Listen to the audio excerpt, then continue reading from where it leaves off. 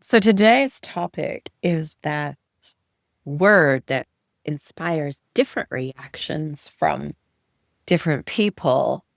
And that word is resilience. I'm Alice Seba, your host of Lifestyle Self-Made, and we're all about you creating the best life for yourself, even with all you've got going on, and maybe even better life than you realized you could have. So back to this resilience thing. I think there's a difference sometimes between what resilience actually is and what people think it is. I did ask our community for their takes on what's resilience? What does it mean to you? And I was really pleasantly surprised that most people had a really positive viewpoint of what resilience is. And that's great. But it's also not a bad thing if you have a negative connotation. When I look around online, I see a lot of people say, I'm tired of being resilient. Why do I have to be strong all the time? We should be more vulnerable and that kind of thing. And that's totally a valid truth. And what it's telling us, I think, is that we're burnt out, that we're not actually resilient if we're feeling that way. And I've been there. That's not a judgment. It just means that's what happens to us when our resilience is down. We have this feeling that we have to stuff down our feelings and that we have to pretend everything's fine. We have to do everything on our own. We don't ask for help and that kind of stuff, right? So I think there's two things that need to be done when you are feeling that way, when that resilience isn't really keeping you going and thriving. So I think that the first thing to do is step back and reframe the situation. If things are happening that you can't change, you have to change how you look at it. That's the only option. What else is there to do? You can also, it's important to always adjust your plan in these kind of circumstances, right? So maybe we have this goal that we want to reach, but then stumbling blocks come in our way. That doesn't mean that it's all blown to bits. It means we have to rethink how we can do it. Maybe the outcome can't be exactly how we wanted it, but we can shift. So let's say you're overwhelmed with work and family and nothing is slowing down. Yes, that happens, right? And I guess the reframe is a little tough in that period. And I would actually start with your adjustment because the reframe is going to come after a while because obviously work is important, family is important. So the adjustment, you got to lower your expectations. You got to simplify that to-do list. You really do. And as somebody who likes to do everything, I'm not a perfectionist, but I am a detailed oriented person who will do more than she needs to all the time. And that's the case with a lot of us, right? And you got to focus on what matters now. You got to just go through it all and figure out what does matter, which will allow you to reframe it. Because when you adjusted your to-do list, you've decided what's important, what's not, then you have a why. Because if the reason you're focusing on maybe the certain family things that you had to cut out, maybe certain activities, or I don't know what it would be, but when you focus on the things that are really important, maybe it's fewer activities, but that are more meaningful. And that's the why, like that this is really going to make a difference for our relationship, for my kids, whatever it happens to be. Or let's say your business isn't growing as fast as you expected. And the reframe would be is like, despite what you see online or people bragging about, or people just looking like they're an overnight success because you didn't see the stuff in the background, it takes longer than expected. And it doesn't mean that you're doing it wrong as long as you are continually evaluating and working strategically towards something, right? So that's the adjustment you need to make. It's easy when you're trying to grow a business, going all over the place, doing all kinds of things, and then wondering why nothing's happening. Adjustments are usually to do less as opposed to doing more. Or let's say you're dealing with ongoing stress you can't control, whether it's your health, family related, or finances, right? there is always a silver lining. And if it's your health, at least you get to slow down and think about what's really important. You will find out what's really important. So within that terrible thing, there is a blessing, right? And you have to be able to find those. And it's not always easy, but the more you can do that, the better, right? And all these problems are just something to navigate. You'll get through it, right? It sucks right now, but you're going to get through it somehow.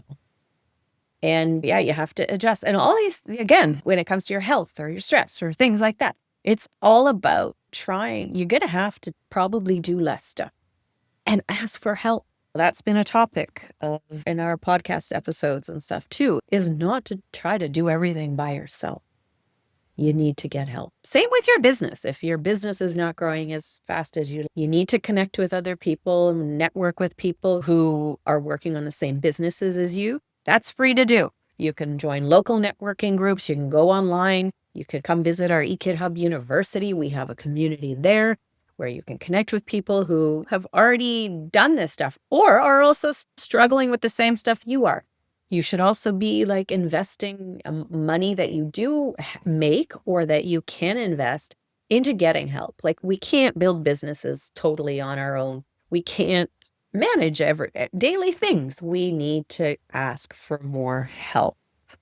We often tend to think we always have this feeling like we should be doing more, but we're so exhausted. How can we do more? That's the pressure that you put yourself under isn't truth. It's expectation. And expectations don't help anything. You have to deal with what's happening at the time. Do the fewer things, but do them in a way that feels sustainable. It's always an adjustment. Always. Honestly, it's a process, right? It doesn't always happen immediately. You can't just give yourself this quick reframe and adjust your plan and suddenly maybe it can help. It could make a difference right away. But usually it's a bit of a process. And when I asked our community, I did get a comment from Jeanette, and she said, resilience is a skill you build up like a muscle. Some people are born with more than others, but everyone can increase their resilience. Now, how beautiful is that? That's the truth, even if you think it's not you, because it's all in the way that we think. And then sometimes we have to go beyond our mindset. It's what's happening in our bodies and going beyond that, not just like illnesses, because a lot of the times when we're burnt out, we are feeling things in our body and our body is actually exhibiting symptoms. And doctors will tell you, I don't know what's wrong with you. There's nothing wrong with you. You just need to do this. But often it's that stuff weighing on us that is causing these physical symptoms. And in when I asked for feedback, Larai, who is a certified coach, told us like resilience is really rooted in deep healing at both the physical and emotional level.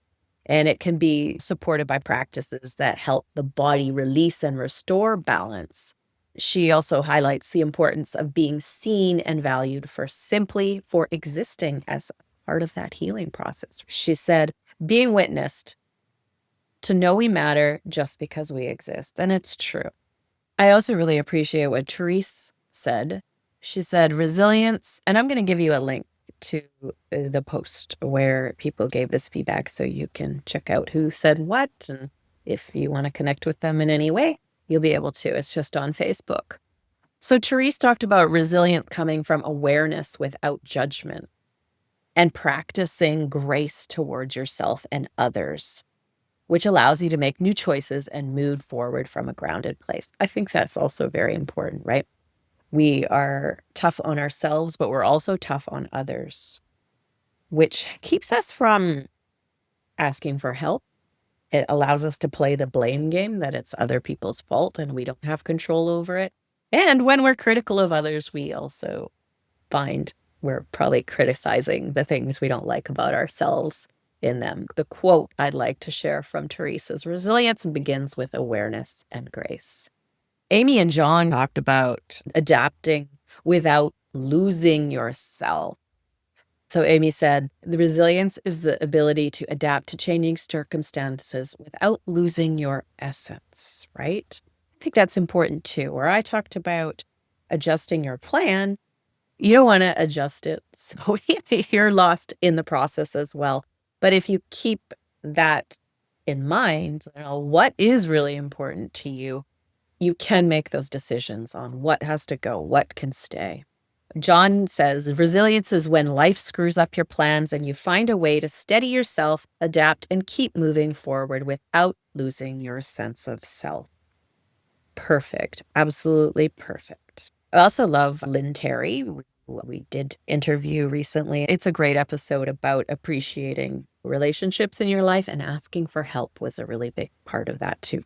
So definitely go listen to that after. I'm going to give you a link to that episode as well. But Lynn said, resilience to me is consistency through the chaos and resting intentionally and peacefully instead of pushing to the crash point. And that's because Lynn has a very, very debilitating condition as a result of long COVID that kind of forced her to do that. And Lynn is an extremely accomplished online entrepreneur, talented, creative person, right? And this health issue just brought her life to a screeching halt, really. And so watching how she handles it is an incredible thing, and the positivity she still has. And it's not fake. It's not fake. People like good vibes only. It's not that. It's about, she's great at reframing things. I think if you listen to that episode, she talks about she has to use a walker a lot when she goes out now because she can't, or it's more than a walker. It's a certain kind of device. She talks about it in the episode, and she goes to the places that she used to go able-bodied, and what she says about it is quite beautiful. So definitely check that out. Carolyn says, it's feeling your fears and making it through them anyways. Okay, so yeah, it can be scary. I think that's an important thing to acknowledge as well. I really appreciate everybody taking the time to share their perspective, and there's still time to share yours in the comments. Happy to hear it. Happy to help you reframe stuff. So if you some more thing to listen into, some more things, I'd love to give you some recommended episodes to listen into. Our most recent episode on morning routine might be helpful, because when you're having troubles getting through those days, a morning routine, not something that makes you regimented, and if that's your thing, yes, but something that makes it easier to get started with your day and get through it. That episode, I think, would be helpful. We also have, what to do when you feels like the world is on your shoulders episode. Definitely listen into that one. And living well in a dumpster fire world, because the world is crazy. And even though a lot of the things may not be happening directly to us, it still affects our resilience. So listen into that one. And I'd also recommend our interview with Ty Cohen. Yusuf and I interviewed him. He is a brilliant and successful entrepreneur who has literally almost died several times in his life because he battles sickle cell anemia, and they told him he would be dead when he was a teenager. They thought he just wouldn't live that long. And so obviously he has resilience, but if you listen to his episode, you'll also see he's really an expert at reframing things and changing the plan. I think that always comes out anytime you talk to him. And of course, listen to that episode with Lynn Terry so you can hear about how she's developed resilience, but also that we really focused on appreciating the gifts of the relationships that we have, which includes learning to ask for help, because a lot of the times when we don't feel resilient is when we're doing things on our own. So I'd love your feedback. Let's talk. And I hope that you have a beautiful day. And even if it's not perfect, that you'll feel content about how you got through it, and that you gave yourself a few moments to appreciate the wonderful things that you have in your life.